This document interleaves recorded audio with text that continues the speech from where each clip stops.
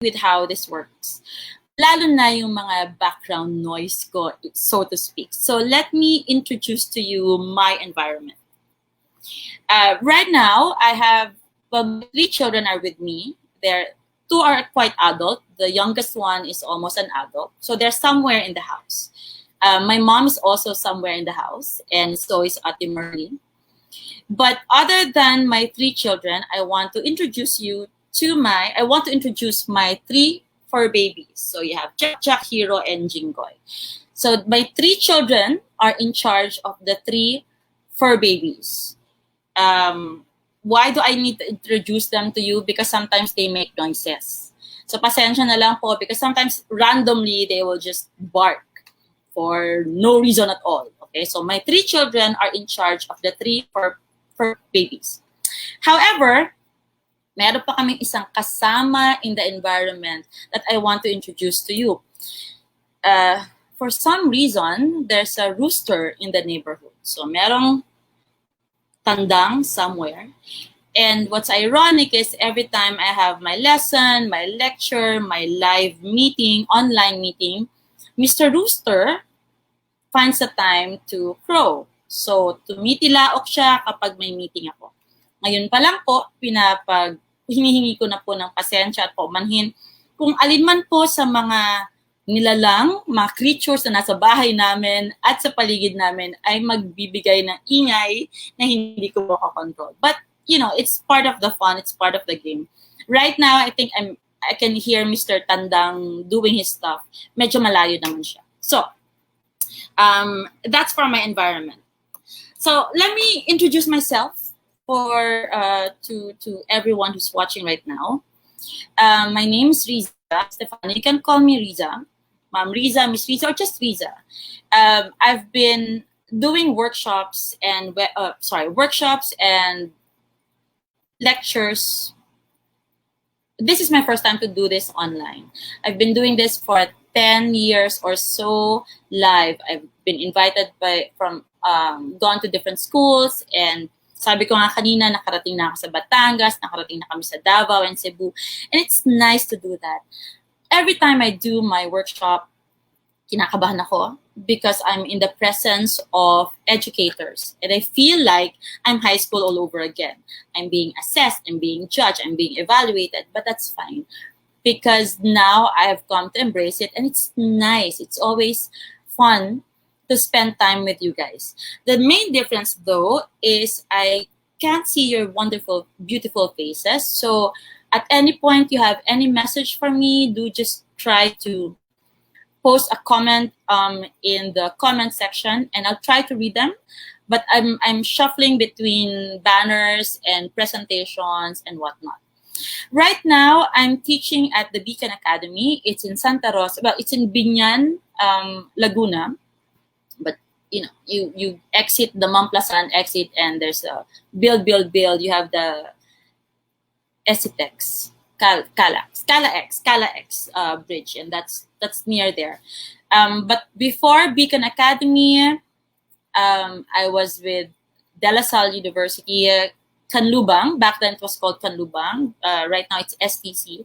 And then I've also had experience teaching in other schools, no, dito sa Las Piñas, sa Parañaque area. So marami-rami na rin yung mga napupuntahan ko. By the way, my daughter, yung isa sa mga 3 children na nakita niyo yung drawing ko, my daughter is a teacher, and she's teaching in one of the public schools here in Las Piñas. So every now and then, we have this kwentuhan, we compare our strategies, we make chika about what's new in the environment, and so I'm kind of more informed as well with the kwentuhan.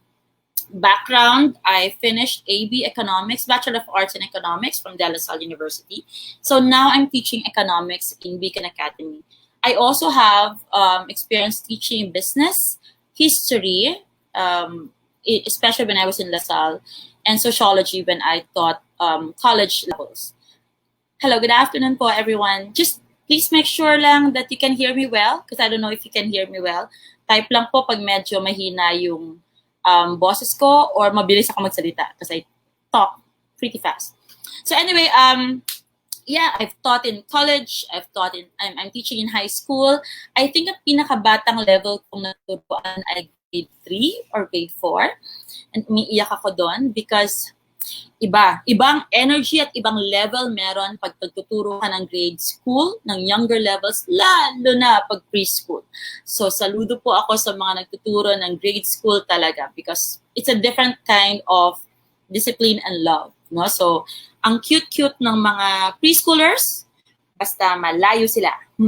At saka saglit ko lang sila nakikita because di ko sila But anyway, congratulations first sa lahat ng mga nandito because just by clicking in and joining me this afternoon, we're all learning and it shows that you have the love for your students as well.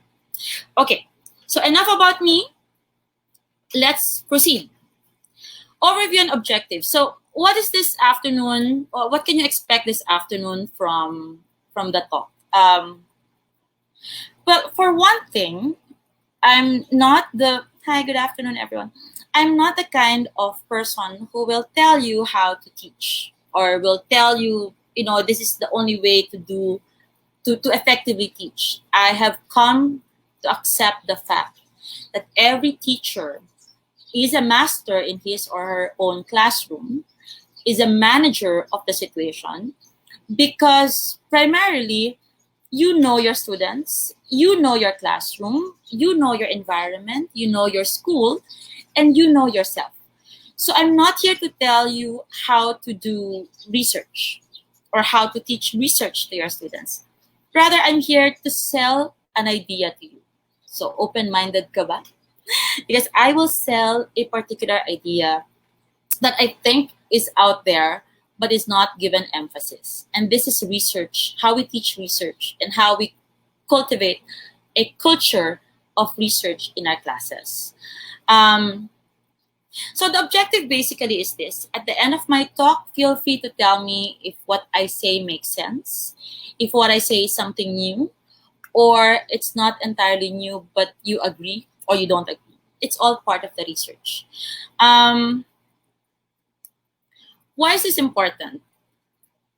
I remember, guys, this is me making chica to you now. I remember when I first went to college, and that's years ago, tagal-tagal na nun. But I remember when I first went to college from Las Piñas, and Las Piñas back then was not a city. Provincia pa lang siya. I went to LaSalle, and you know how LaSalle is in Manila, and you have all of these English-speaking students. And one time, in one of the subjects, hi, good afternoon. In one of the subjects, they asked us to do a research. And I think it was a mini thesis. And my classmates were saying, mini thesis, yeah, I know that. I know how it works. We know how. Para lang siyang baby thesis natin nung high school. Tapos oo sila ng oo. And me, I was alone in the corner. And I was thinking to myself, shoot, baby thesis? Anong baby thesis? Ang alam ko lang si baby ama. Ano yung baby thesis? Because, well, I didn't have the experience back then to do a baby thesis or a thesis altogether or a full-blown research paper. Fast forward a couple of years after. So, yes, fast forward a couple of years after I started doing my thesis. Parang, ito pala yung research. And it was a pain in the neck. Again, fast forward a couple of years pa, and I started doing my MA. And I've seen from your comments with other webinar speakers that when it comes to research, masakit talaga sa ulo. Nakakapagod, nakaka-drain. It's demanding of our time, of our effort, of our energy. Diba? So, ang sakit talaga siya sa ulo. But in essence, it's also rewarding. So I was thinking, paano kaya natin mababawasan yung stigma against research? Now, to be honest, research is also a Waterloo for me, especially before I started teaching in Beacon Academy. Because for me, pag sinabi mo research, ano yan malaking trabaho, malaking oras at pera at panahon ang igugugol mo sa research. But when I started teaching in Beacon Academy, just a backgrounder, we expect our students, our senior students, grades 11 and 12, to come up with a research paper. Lalo na in grade 12, when they move, before they receive their diplomas, they're supposed to submit a full-blown, full-fledged research paper of 4,000 words. And nung una for me, I wasn't sure if they can do it. Mga bata pa to eh. But lo and behold, they were able to produce well-researched sets of paper. And I said, ang ganda, ang galing pakinggan na yung mga high school students isipin that our students, before they move to the universities, they already know how to do a research paper, how to conduct research. Baka, what if we trickle down that mindset? We trickle down the skills to our younger levels. Baka if they start learning, if they start doing research while they are younger, or while they are young, then as they progress to the higher levels, it becomes more second nature. It becomes more natural for them.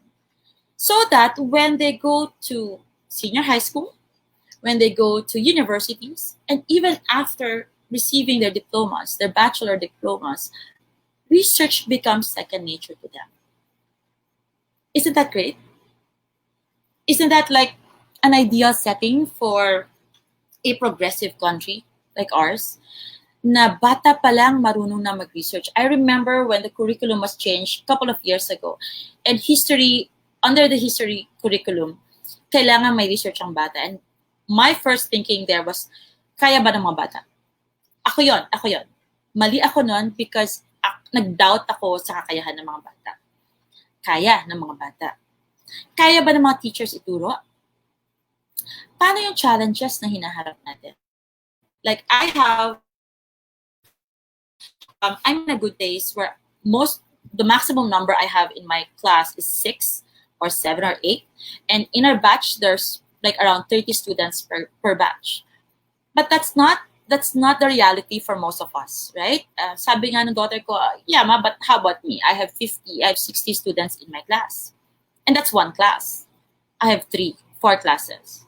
Do you expect me to ask them to do research every single time? So yun yung paglalaroan nating idea. That's the objective here.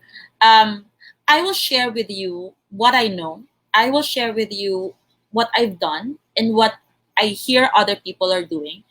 And then you figure out if it'll work for you. You figure out if, yes, you can apply this, or no, this one will not work.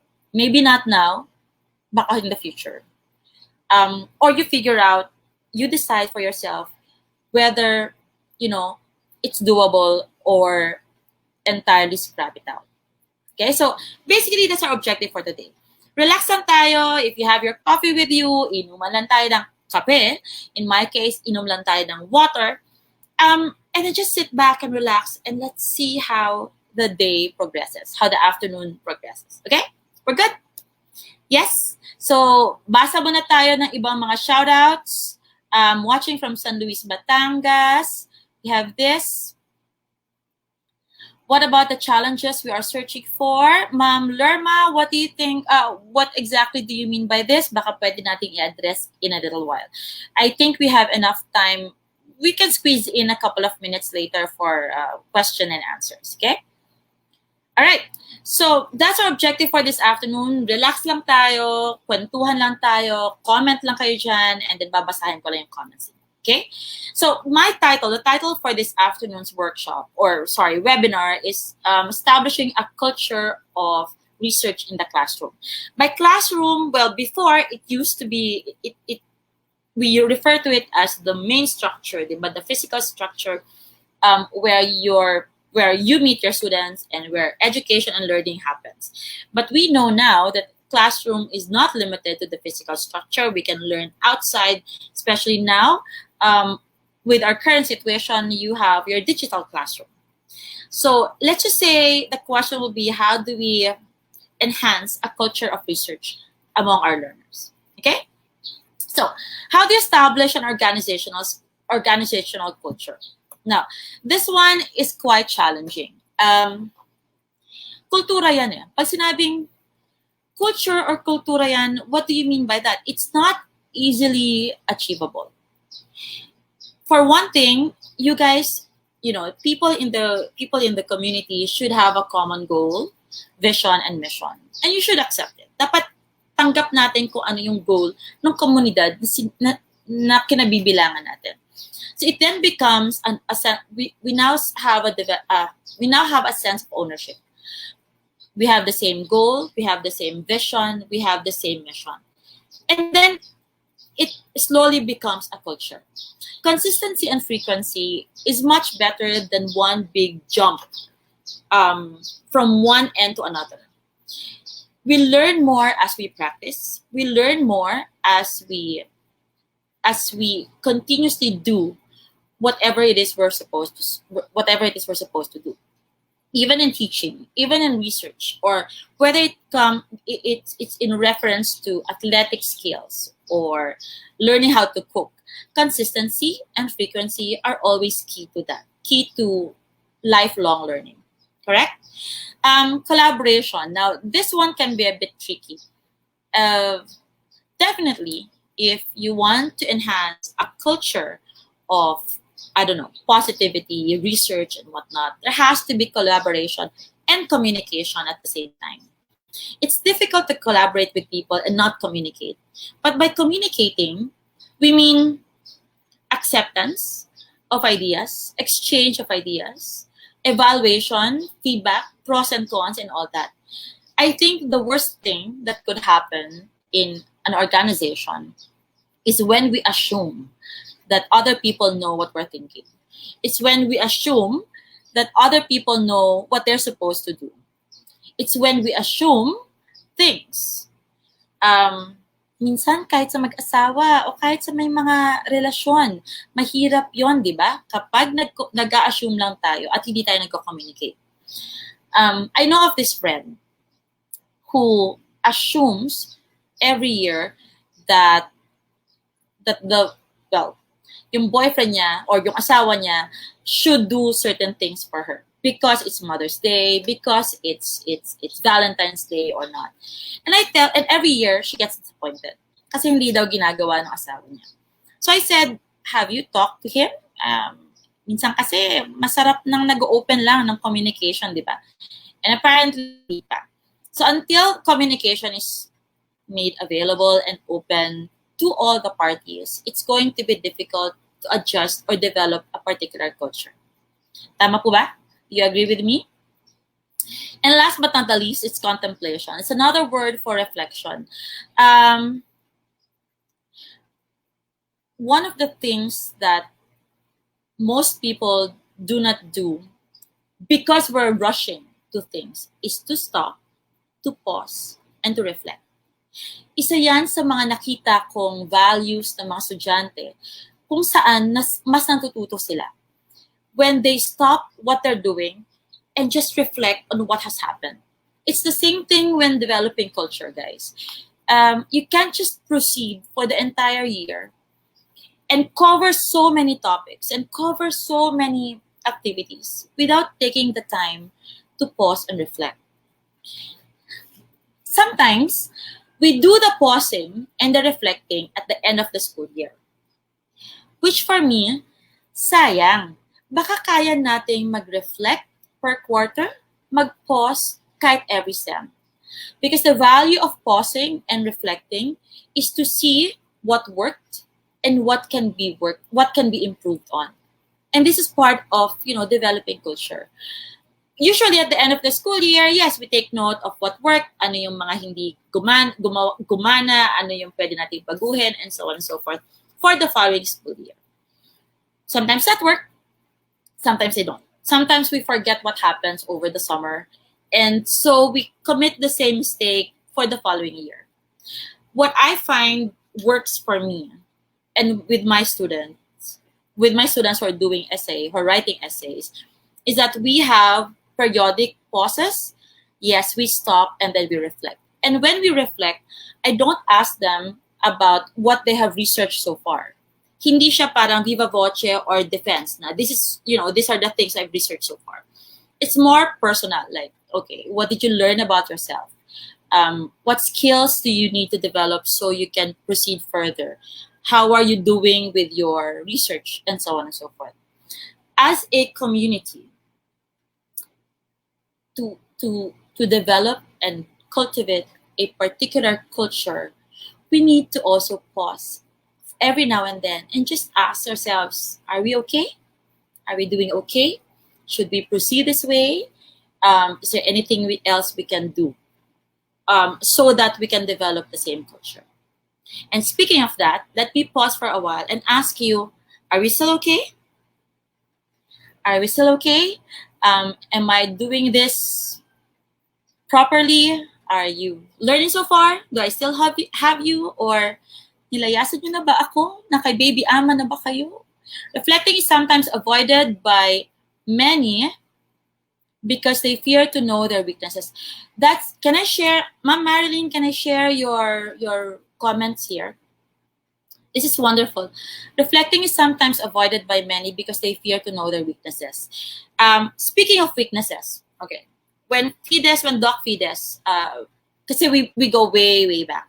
When Doc Fides allowed me or invited me to give this lightning talk with you, I said, nakakatakot, pero sige, go! Kasi hindi ko alam how to go about it. I've seen a lot of webinars. I've attended a lot of workshops online, but I haven't conducted one yet. So it's a weakness for me. And before I said yes, well, actually I said yes. But after that, I paused to understand. I paused to reflect. Kaya ko ba? Ano bang weakness ko dito? Ano bang kaya kong gawin? Anong hindi ko kayang gawin? And then I heard my more matured self saying, gawin mo na. Wala namang mawawala. If it fails, then you know now what will not work. But yes, so it's part of the reflection. Ganon din tayo kapag nag-research. Ganon din tayo kapag nagtuturo ng research sa ating mga estudyante. Okay? Or if we want to enhance a culture of research in our classroom. How about for the others po? Are you okay? Thank you po for listening, for being still here. Salamat. Ayan, still watching. Are we still okay? So reflect muna ako. Tama pa ba ako ng ginagawa? Am I talking too fast? Hindi naman? Okay, so let's proceed. Who benefits from a culture of research? Okay, short answer for this one. Anyone? Who benefits from a culture of research? Everyone. Yes, may nakikita ko. Everyone po. Okay, thank you. Let's try to answer this. Who benefits from a culture of research?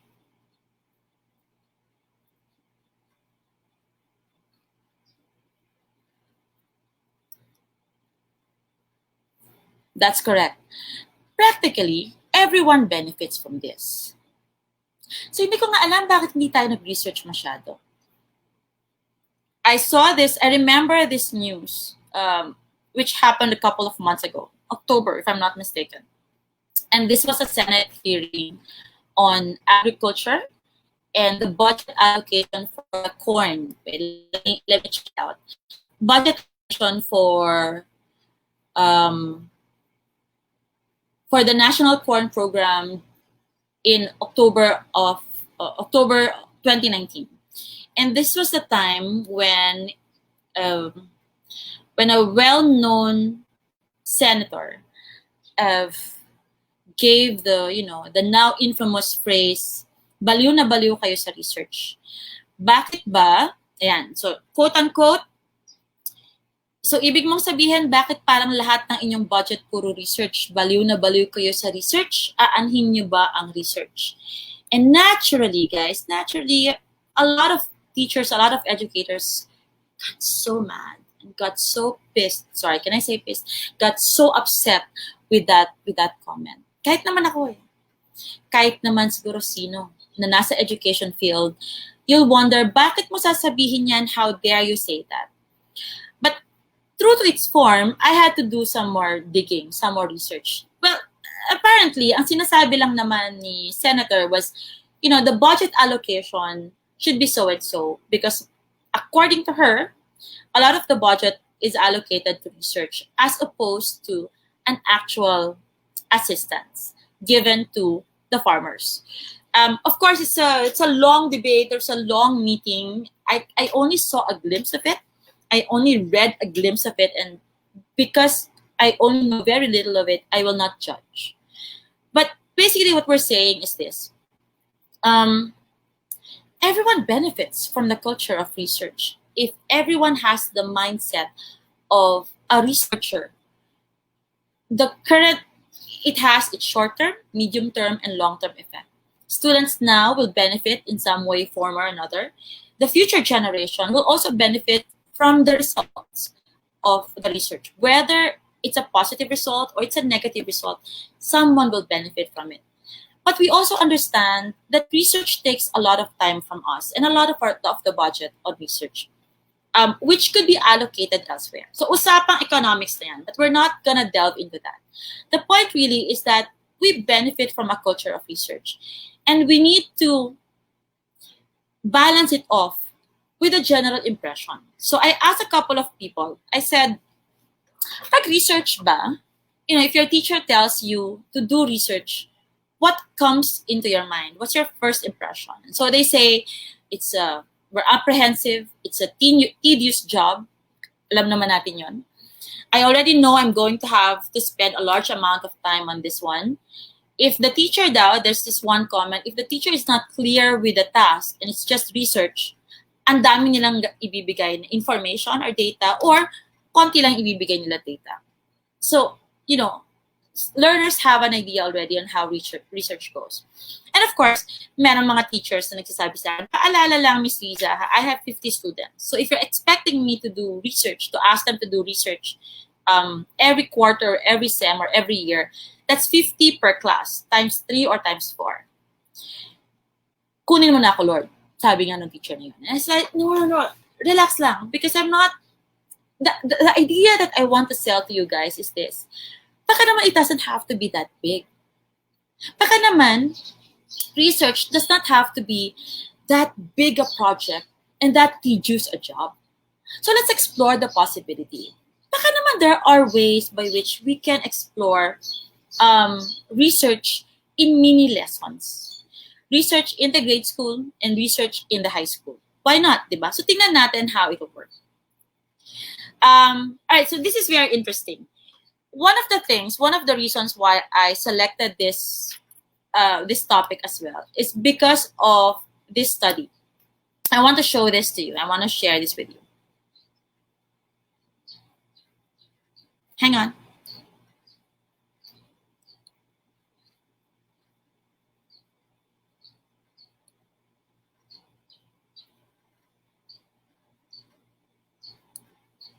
Wait lang. Hang on.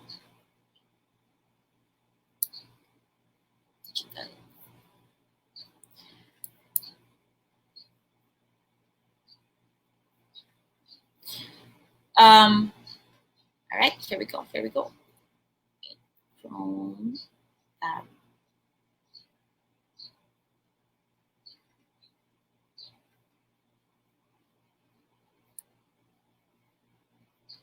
Okay, here we go.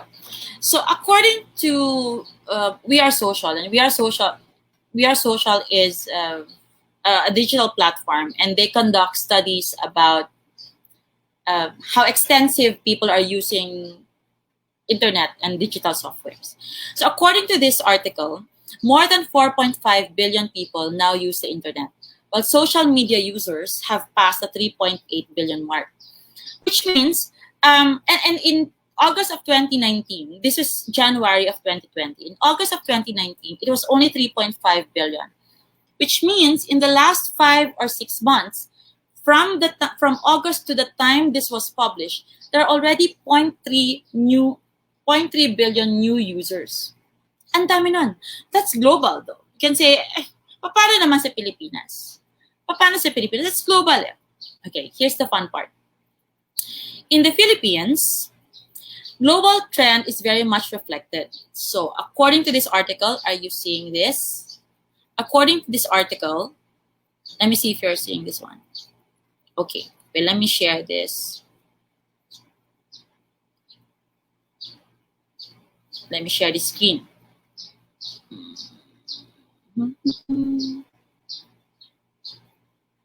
Okay. According to this one,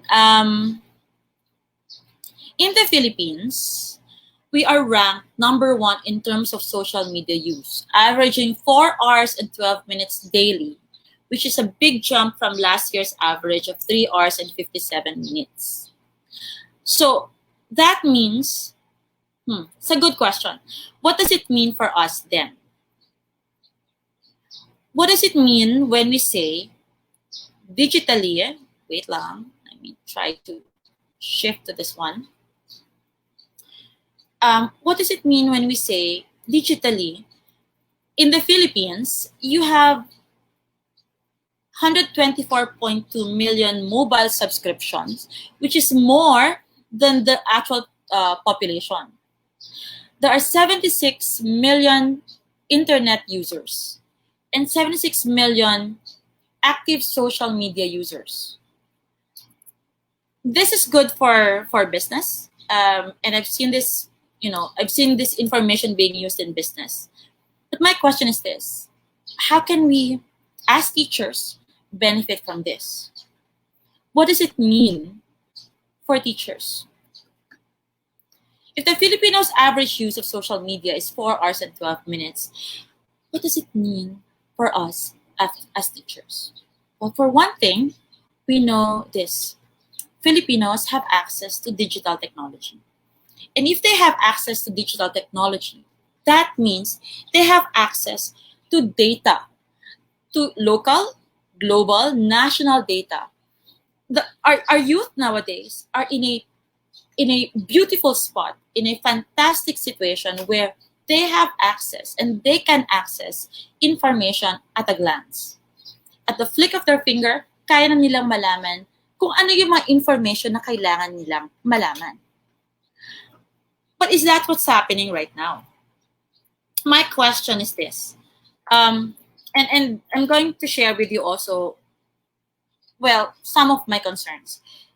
The divide now, guys, the divide is not between those who have and those who have not.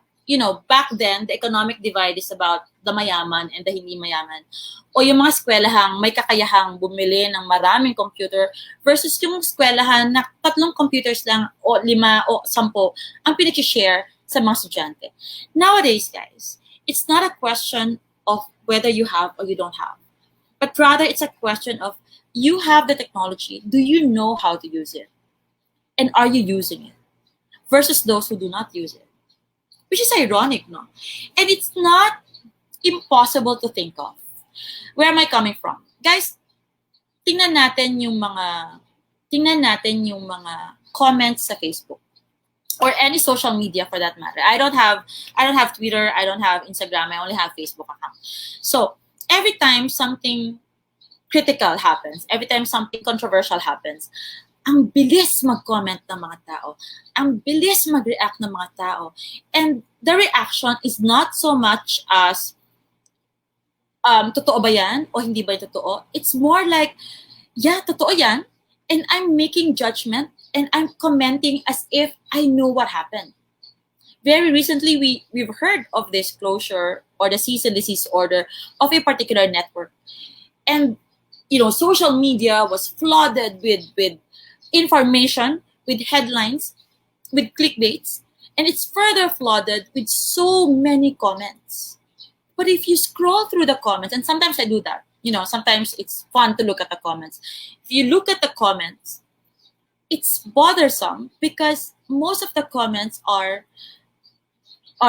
judgmentals, are judges' conclusions without basis for whatever facts or information. What's worse is if someone tries to make a claim or someone tries to say, this is so-and-so, ito yung information about that, ito yung totoo dyan, other people will comment, will smart shame them. You know what smart shame is? Yung pag sinabi mong, edi ikaw na yung magaling, edi ikaw na yung matalino, edi ikaw na yung magaling. Palibasa siguro, yellow ka or Duterte ka. And so the entire argument happens. It's not even argument. It's a cat fight. all of these arguments and problems happen na walang basihan. Recently, I also had, I hope you don't mind, no? Ang dami kong kwento sa inyo. Recently, I had, in relation to that issue, I engaged in a talk with one person. And I said, sige, I don't know much about this one. Baka naman pwede mo akong tulungan. Share some links with me so I can understand the issue much better. Rather than share, she did share some links, but rather than share some links, in the conversation, lumalabas lang na, basta, those who think this is all about franchise, they're either stupid or they're simple or they're naive. Nakakataka lang at nakakalungkot isipin na all of these kids have access to information, but they don't really use it. And what's even more sad is that when adults do the same, it makes me wonder if some of these commenters are my students, did I do a good job guiding them, making them, encouraging them to have an open mind? And so maybe, and this is where I'm trying to sell the idea to you. If we work together and we encourage a culture of research among our students, regardless of the topic, whether it's about an artista who broke up with whoever, or a new business venture or whatnot, maybe if we encourage people to dig a little deeper and have a culture of research, our world would become a better place, and social media will be more fun and more friendly to young people. Still with me? Still with me? All right. So, bakit nga ba hindi ganun kadali yung proseso na yon? So, I've asked a couple of people about this one. And they said, well, you know what, Riza? Ang haba kasi ng research process. Totoo naman. No? Totoo naman. Ang haba ng research process. If you look at this one, you have all of these topics here. And pag binanata mo rin ng ganitong classic research procedure, oh my God, it's going to take a lot of your time. Pero baka naman kaya nating simplihan. Basically, a research process is something that's iterative. Uulit at uulit ka lang. You can start anywhere. You don't even have to start with a topic question. You can start with something you're interested in. So, you can start with either identifying information you need, you find the information, and you evaluate the information, and it should go on and on and on because it's an iterative process.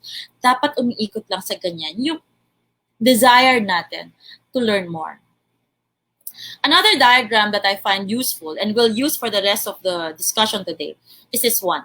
In a research process, we can simplify it into 4 steps. 1, identify the research topic and the information you need. 2, find information by using keywords and search strategies. 3, evaluate the information you found and decide if you can use it.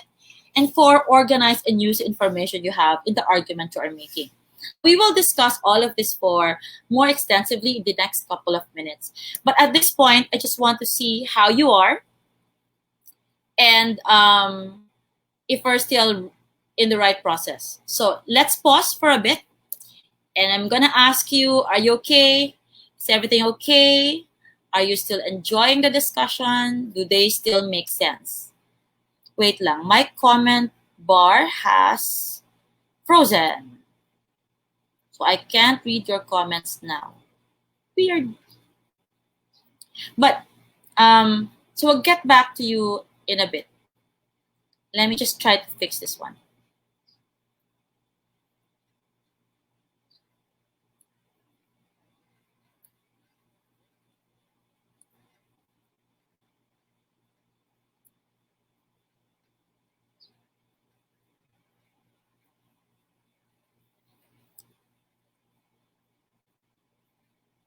I'll try to stop sharing and see if our screen will be better. So, how are you? How's everyone so far?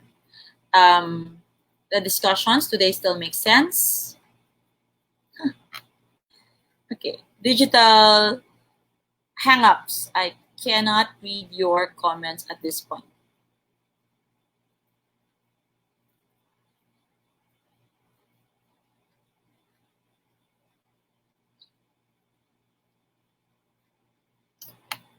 Okay, Yes, we'll proceed.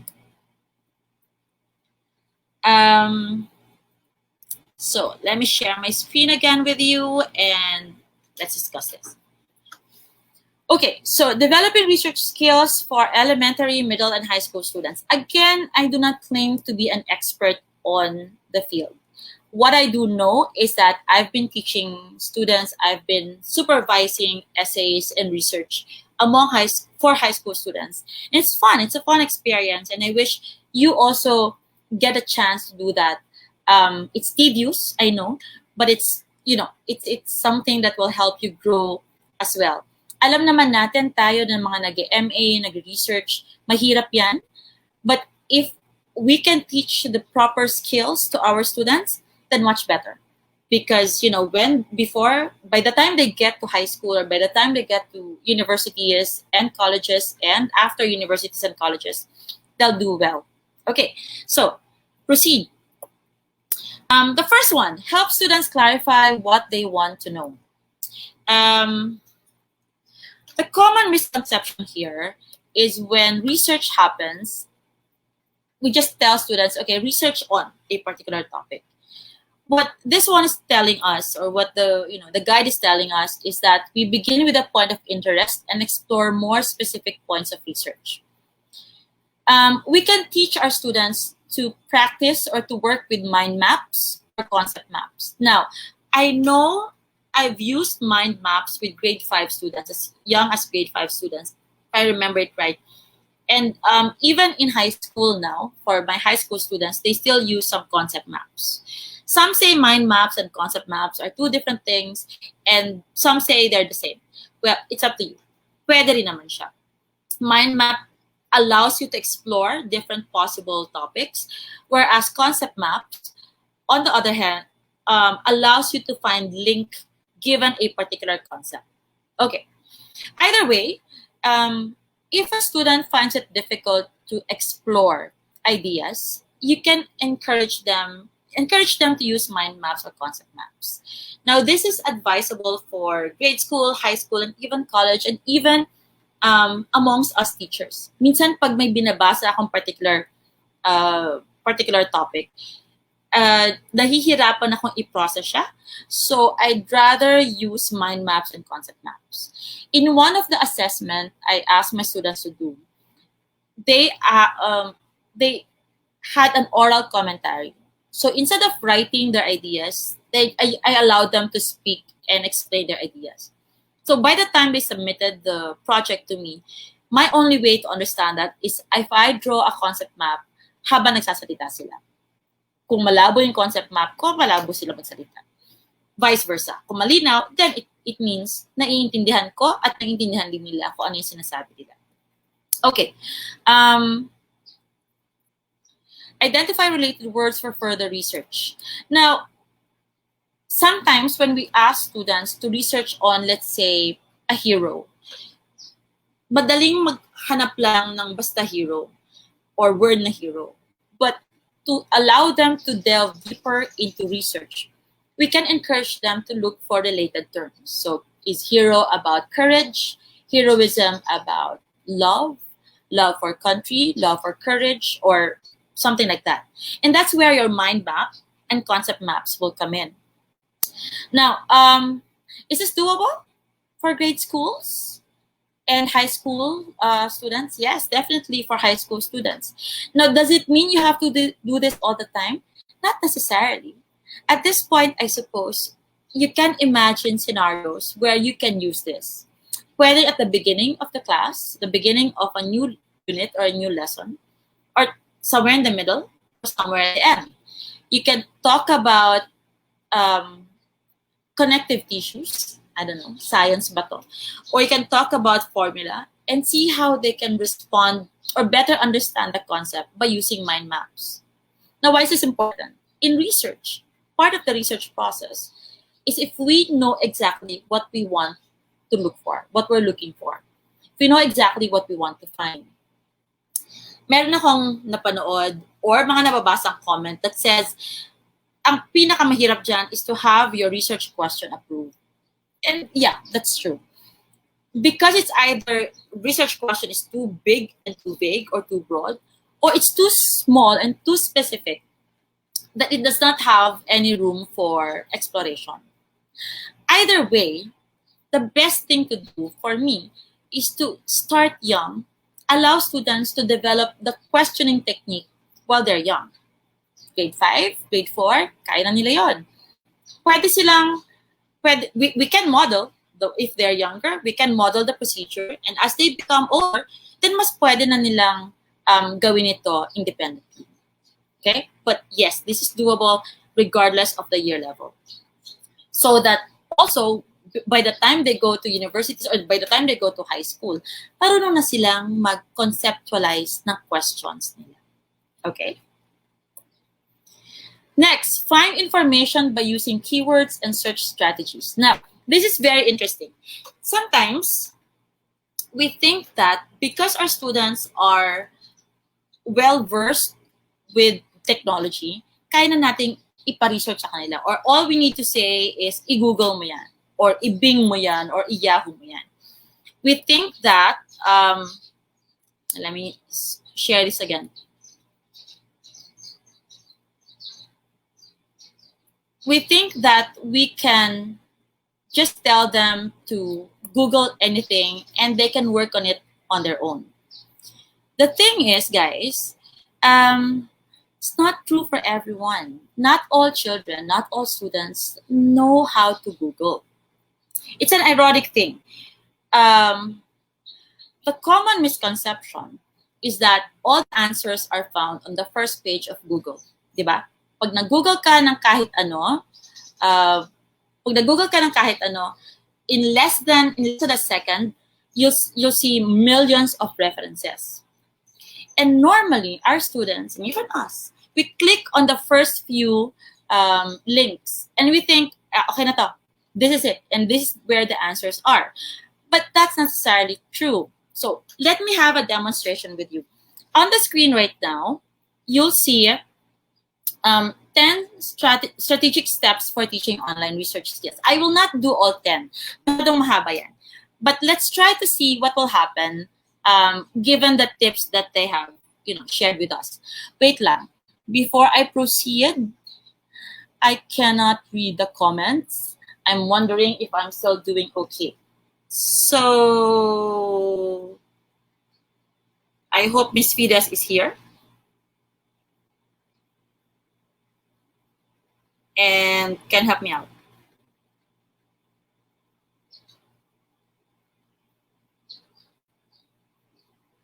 Okay, for a while. Lang po.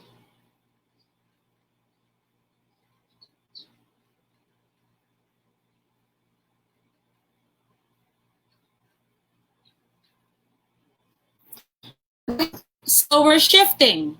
I'm gonna share a different screen. Okay, this is exciting.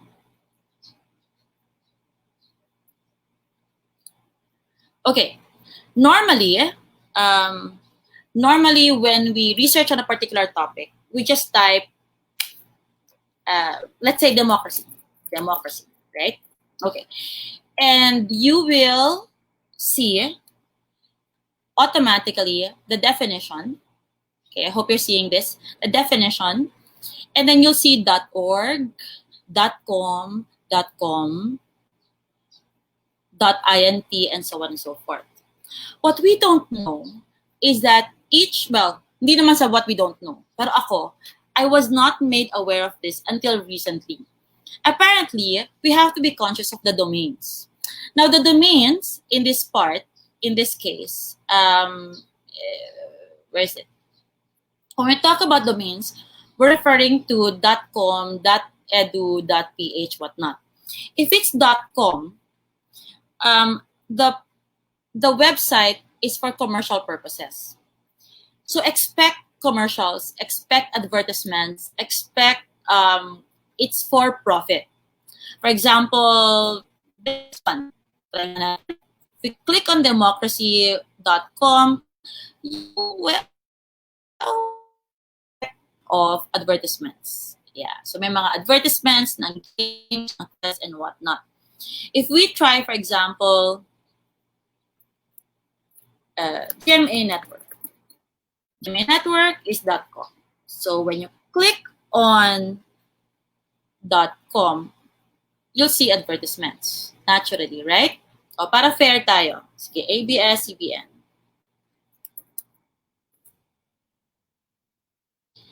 Yes, it's still .com. Yeah? All right, so it's a .com. When if we want our students to focus on .edu, on educational materials, we have to allow them or tell them to go for websites with .edu. So we type democracy, you add site, .edu. .edu is all about educational materials. .org, well, ideally it's for organizations that are not for profit or non-profit. Pero nagkakaroon na rin ng gray area ngayon. So sometimes even .orgs or official organizations have commercials or advertisements as well. But if you want to have research from educational sites, we ask our students to add .edu in the reference. So kanina, yung democracy natin ang daming comms, diba? But if we add .edu, voila. So you will see, your students and you will also get to see links directly in relation to educational journals or material. Furthermore, sige, baguhin natin. Meron ding specific yan to countries. Now, there's a whole list of domains and per country. In our case, it's .ph for Philippines, .ca for Canada, NZ for New Zealand. Ito yung mga alam ko. No? I think Japan, JA is Japan. So let's try for Philippines. So if you type democracy site.edu.ph, you will be directed to information available or made in the Philippines, so to speak. In the Philippine scenario, di ba? Let's try one more. Let's say we want to look, okay, Al eruption. Very recently we had this. aleruption.edu.ph. So these are the studies on Taal eruption in the Philippines. Let's bring this up one notch. If you click on tools, it will ask you what time. So if you want to look for data, minsan may ganon, di ba? May mga research tayo that we want, the limitation is the last 2 years or the last 5 years or the last 6 months. We can also ask our students to do the same. So if you want them, like sa social studies, magre-report sila on any news for the past 24 hours. So we specify it here. Past month, past year, last 24 hours, and so on and so forth. So this, in effect, helps us narrow down our research. And this, in effect, also helps us narrow down research for our students. Diba? If we are teaching them skills in short mini lessons, so that when the time comes for them to do a big study or a big research, we can demand or we can require our students to do research using particular domains. So it helps us, we teach our students these skills. By the time they go to university, by the time they go to college, or even senior high school, they know how to do it. Madali na. Hindi sila automatic na humahanap ng or ginagamit yung reference nila dun sa unang page na ilalabas ng Google. So marami yan, di ba? If we want it in .edu, .com, .net, and so on and so forth. So there's a whole lot of link to explain that to us as teachers. And we can direct our students also to that reality. Diba? Para malaman natin. And what we can do even is we can compare information we get if it's .com versus .edu. Diba? If it's from a commercial establishment or commercial link versus if it's education. See whether the tone is different, see whether the voice is different, whether one is more reliable than the others or not. So it's a fun way to start discussion. Okay? We okay so far? Yes, so I'm with Miss Fides now on Facebook because I can't see the comments, and I just hope we can find a way to fix the comment page at this point. So I hope we're okay. And just keep on posting the comments. Miss Fides will tell me, Doc Fides will tell me if may mga violent reactions na kayo dyan. Okay. Let's proceed.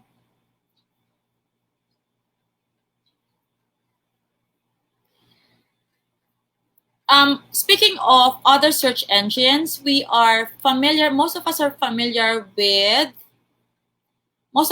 with Google, Bing, and Yahoo, but there are search engines that are good for students, especially for younger students, because they have been vetted already, they have been filtered already. I think one is what you call the Sweet Search, if I'm not mistaken. So Sweet Search ang tawag sa kanya. Okay. Next, let's proceed. Ito. Evaluate the information you found and decide if you can use it. Evaluation is such a wonderful tool when it comes to research. So one, we know for certain that the students know, well, we've taught our students how to vet references, diba? You can tell them from .edu lang or educational journals lang yung tatanggapin natin, or from ABS-CBN lang, or GMA, or PTV4, or whatever, from Inquirer, from Manila Bulletin, and whatnot. So we've taught them how to filter the research. The next skill that we have to teach them is how to vet the actual information, meaning they evaluate. So there are a couple of credibility tests which we can teach our students. For one, ito yung 4 credibility tests that I love doing. Currency, hindi pera, but currency, whether it's current now, is the information up to date, security, scope, and authority. Now, you know what? Yung currency na yan, whether the information is up to date or not, is such a tricky thing. Ilang beses na meron kang makikita naglalabas ang video sa Facebook. Again, reference ko is Facebook because I don't have Twitter or Instagram. Pero ilang beses na yung may lalabas na video, nakala mo ngayon nangyari. Nakala mo ngayon yan, and of course, it will generate response from the audience. It will instigate galit and, all of these bad words that you can think of. But if you look at the information, you'd notice na, teka, last year pa yan ah. Or 2 years ago pa yan ah. Or 6 months ago pa yan ah. And as learners, as teachers, we know how often and how quick information change. Diba? Ito na lang. Let's take the coronavirus issue as an example. This is so new. When we started hearing about it in January, the general protocol was, only people who are sick should wear face mask. So lahat, yun yung pinapaliwanag. And then now, people are saying, and the scientists, the authorities are saying, people in general should wear face mask. Now, mali ba yung narinig natin noong January, February? Not necessarily. It's just that was the information made available to us in January, when all of this was just beginning. Now that we seem to know more, nagbabago yung information. And we have to teach our students as well to take note of these changes. When they hear news, when they research on information, the question should be, is that new? Is that a recent finding? Or noon pa ba yan? Why? Because, if it's an old information and there are new information that has eclipsed that, then the old information is moot and academic. Sayang lang din. We want our students to know that information change over time. And they have to keep an open mind about this one. Security, now this one, oh my God, guys. We have to teach our students to be wary about security concerns. There's this issue before, a couple of months ago, about when you share a particular video, hindi ko alam kung Valentine's ba to. When you share a particular video and it asks you for information about yourself, you have to be worried about that kasi digital cyber crimes and whatnot, mga ganyang concerns. And we have to, we have to remind our students also to be careful with the links and with the sites. My son taught me how to be conscious of this one. If you have your laptop with you, if you're working on a laptop and you try to hover your mouse, the pointer on the link, somewhere at the bottom part of your screen, may makikita kang link. So if it's not the same as the supposed link, don't open it. Or open with a caveat. Diba? Warning yon, because it may not be very secure. So ingat lang. And we have to teach our students that. Scope, ano ba yung gusto nilang malaman? How deep do they want to understand a particular topic? Is it too deep na research na talaga? Or medyo superficial lang? Okay lang din naman yan. In authority, does the information come from a trusted expert? And this, my God, colleagues, co-teachers, not children. This is also very crucial. Alam mo yung mga bata pa nagsabing,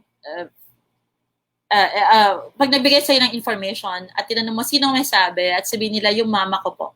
Okay. For them, a person in authority yung kanilang parents. At maybe, we can teach them how to vet information based on the authority of the person talking. Meaning, if it's about healthcare, they may want to look for medical experts. If it's anything about science, they may want to look for information from those who have done further studies. Mahalaga yan. Kasi minsan kahit nga tayong adults, di ba, ang dali nating maniwala because sa tingin natin alam niya o tingin natin hindi. Now, walang masama sa pagkakamali kung maingat lang tayo. Okay, that's the caveat there. Especially if we pass on the information to others without vetting the source of the information, delikado yun. Doon nga sinasabi kumakalat yung fake news because kinalat natin yung information thinking it's from a reliable source or it's from an expert and then hindi pala. What are we teaching our students here? We're teaching our students to think critically. We're teaching our students that not everything they see on the internet, on Wi-Fi, on social media, or whatever, is something that they will take in hook, line, and sinker. There are caveats or warnings or space for further studies. Okay, I think I'm talking too much. Annotate sources. What can we do here? Okay, this is one skill that I did not develop when I was a student way back, years and years and years ago. Hindi ako marunong mag-annotate ng sources. This one actually can link us with authority. When we're testing for the credibility of our sources, part of that is by annotating sources. Simply put, ano bang nakuha mo dyan sa reference na yan? Ano bang nakuha mo dyan sa website na yan, sa link na yan? You know what? Share ko lang sa inyo yung mga estudyante ko who would do research like this. Normally, when my student, if I get a student that does annotation well or annotates their work well, mas easy yung flow ng research nila. There are students who will get the top 10 links on the first page of Google, sama mo na second page ng Google, and they think they will have enough information. Actually, if you ask them, what did you get from this site? What did you get from this site? Mas maintindihan nila whether they will need the information or not. Can we teach that in the grade school? Can we teach that in grade 5, grade 4? I think so. I've heard a couple of teachers talk to me about this one. And in some of their mini lessons lang, it's as simple as asking one student to look at a reference. So if you have 10 students, if you have 15 students, then you have 15 different references or 5 different references, and then you group them together. And then just ask them to write what information did they get from that. And then they exchange, they share. So this is where collaboration comes in. Ang skill lang natin tinuturo dito na kailangan nilang malaman is that not every information out there or made available to them is actually useful for them. Even with me, when I was preparing for this talk, I think I opened 50 links. And because I was so excited, because I was so happy with so many links, parang gusto ko na mag-present sa inyo ng thesis defense ko, di ba? And then I realized, ano nga ba yung question ko? Ano nga ba yung purpose ng talk ko? Ano nga ba yung gusto ko lang na iparating sa inyo? And so I had to vet and I had to annotate most of the resources I'm using. By the way, at the end of this presentation slide, I will share with you my references. I don't know if this is recorded. I don't think this is recorded. But if you email me, I will give you my email address later, or you email Lumina Foundation, we'll share with you a PDF copy of my presentation slides. All right. Beware of confirmation bias. You don't recent, nanonood ba kayo ng Netflix? You have Netflix at home with you. Di ba? Tumaas nga daw yung subscription ng Netflix, at the start of the quarantine. I think I'm one of those who added to that. Anyway, so we saw this film, documentary siya. What the Hell? It's entitled What the Hell. And at the beginning, parang lahat na lang, well, I think my son and I spent 30 minutes watching the film. It's supposed to be a 1.5 hour watch film. But we spent 30 minutes watching a documentary film. And we had to stop because parang lumalabas lahat ng kinakain natin ay mali.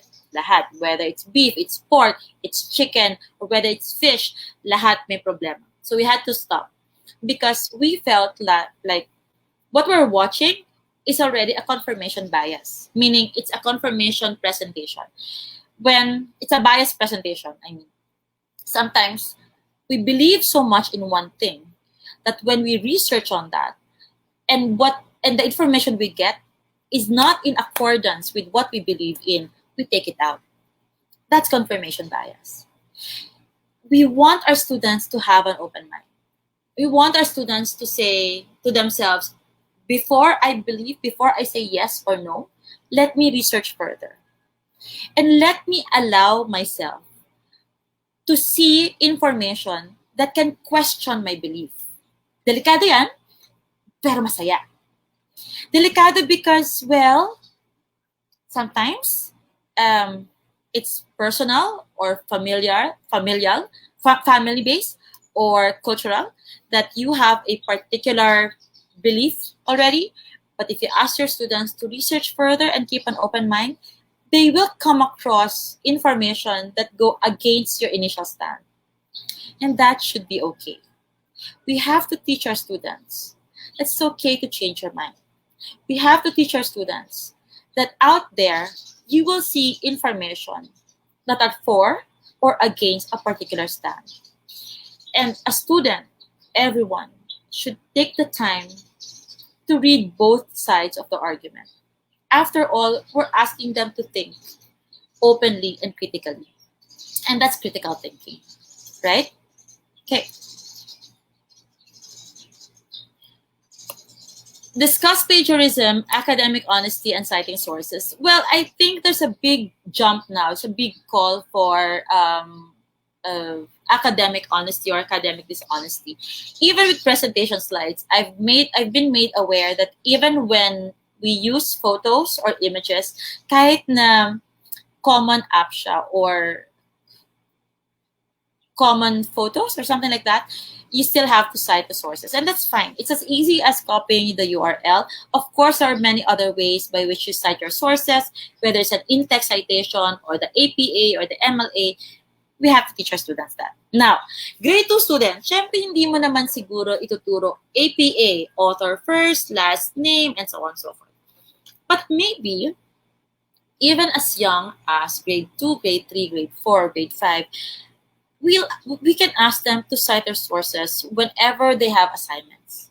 As simple as, saan galing yung information na yan? Anong diksyonaryo? Anong libro? Sino nagsabi dyan? It's important for them to understand and appreciate academic honesty. It's, giving credit where credit is due. And imagine if you did your research paper and then ginamit ko nang walang pasabi sa'yo, and then I claimed it as my own. It's going to be very painful. Most of the time now, the youth, according to some studies, think that piracy is okay. when you copy music, when you download music, when you download films, that it's okay. Because a lot of people are doing it. But I think that's one thing that we can push for in education is that, plagiarism is plagiarism. If it's not yours, cite your sources. If you borrowed the idea from somebody, give them credit. Diba? Okay. Last, okay, promise last na to. Siguro mga 5-10 minutes na lang tayo. Organize and use the information you have in the argument you are making. How would you know if the student did the research? Or how did you know if the student did his work well? Well, for one, lalabas yan sa mga real-life examples nila. I think the biggest disservice we can do to our students is if we ask them to research on something, or if we ask them to do their assignment, and we don't give them the opportunity to process it or to share it with the class. Yung nagpasagot ka ng 5 questions in history. Haba nun, kulang na lang kopyahin nila yung buong libro. And then pagdating sa class, nag-discuss lang kayo, galing lang din kay teacher yung mga information. Pinasulat mo na rin sila, pinasulat na rin natin sila, pina-research na rin natin sila, might as well allow them to use that in the discussion. So concepts are applied to real-life situations or examples. One classic example I have for this one is in economics in my class. One of our topics is a different kind of unemployment. Diba? In economics, in macroeconomics, the main objective of the economy is to have a low unemployment rate. So, pinag-usapan namin yung unemployment. That was their assignment. That was their research work. And when we started discussing it, my question basically was, yung mga displaced ngayon, yung mga walang trabaho ngayon, what kind of unemployment are they facing? So, rather than just say or tell me what the different types of unemployments are, they will now try to connect ano ba yung sitwasyon ngayon at anong klaseng unemployment yan, and then justify it. Because it's not a clear-cut answer. Hindi siya A, B, C, D lang. But rather, you have to explain it to me.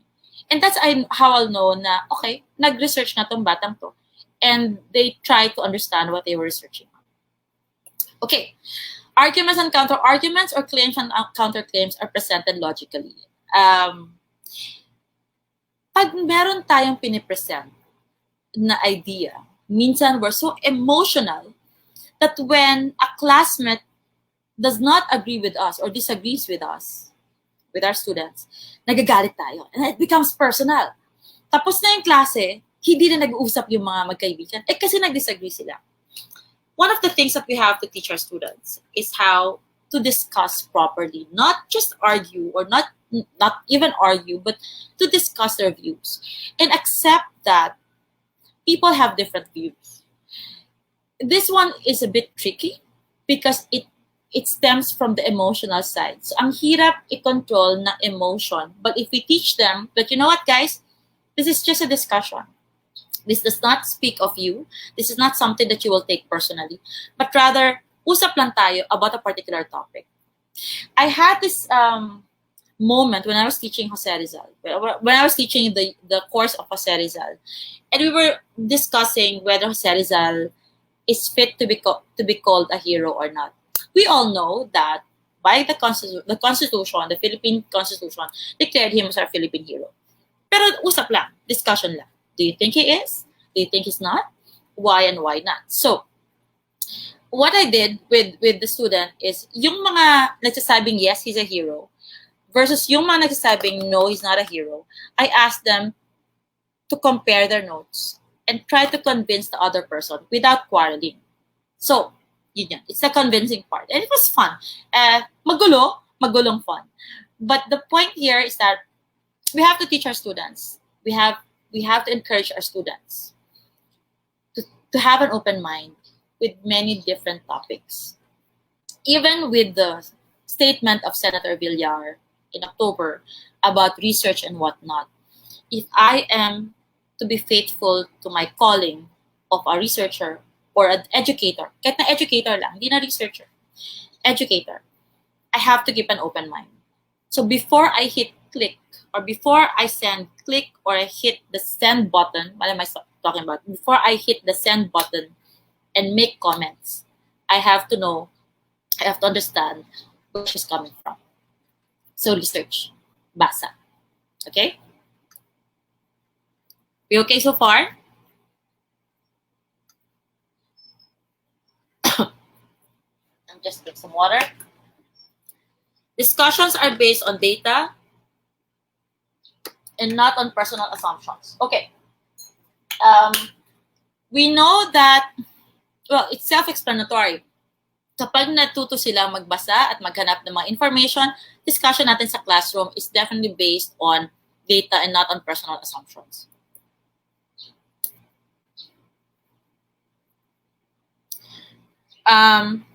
Discussions are always better than arguments. I know the phrase said a while ago, you present your arguments and counter arguments. But I believe that discussions are always better than arguments, because an argument is to find out who is right and a discussion is to find out what is right. So it's not a matter of personal bias or whoever should win, but rather together we find out what's doable, what's right or wrong. Okay, lastly, promise siguro mga last 5 slides na to. Just a point of concern. Pause and reflect. We talked about pausing and reflecting a while ago. And when you teach research skills with your students and you want to encourage them to continuously do research, every now and then we have to pause and reflect. It matters to everyone, especially the learners, to assess where they are and what they have done so far. Know when to stop. Sa research, this is so ironic. Sa research, no, we don't know how to start. Kapag nagsimula tayo, we don't know how to proceed. Kapag nag-proceed tayo, we don't know how to stop or when to stop. But as teachers, that's our role for our students. We tell them, okay, hanggang January lang yung presentation, whatever you have at this point, you stop and you start writing. Be patient and kind to your learners, to your colleagues, and to yourself. Research is never an easy job. It's not supposed to be taken in one sitting, so you have to be patient to everyone, but most especially to yourself. Remember, you are doing great. Whatever happens, whatever you've done, you're already doing great. This is one of my favorite cartoons, which I'd like to share with you.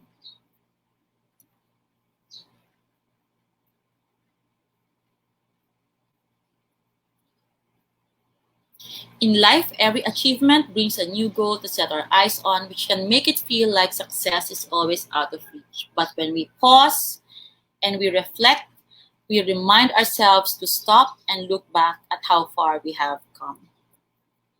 Right. So, frequently asked questions, also known as worries and concerns. Sometimes the work is like a Sisyphean task. You know, yung si Sisyphus, umaakyat, pilit mong tinutulak yung bato only to find out that you have to start again and again. But so these are the main concerns. With everything we need to cover, I don't have time to teach research strategies. If you are in a school with a research teacher, congratulations. Merong teacher na magtuturo ng skills sa mga bata. But the point of this discussion really is that it doesn't have the burden of teaching students how to conduct research is not given to one teacher only.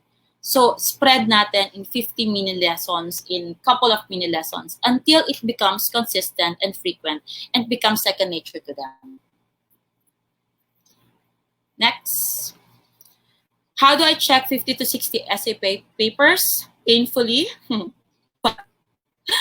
You do that in staggered system. You don't have to check an essay paper altogether or in one go. You can check first, for example, the research question, and then followed by you check for annotation, or, tayo mga teachers, we're creative. We can always find a way around it. Or maybe you don't have to check 50 to 60 essay papers. Maybe you just have to check half of it, and then ask another colleague to check half of it. Or it can be a group work, which brings me to my last question. Can research be done by pairs or groups? Why not? I think collaboration, learning works well when there's collaboration. And so students will definitely learn from that. Okay, and these are helpful references from this talk. Lastly, kanina pa ako lastly, it takes a village to raise a child. Let me post this. It takes a village to raise a child, and it takes a community to educate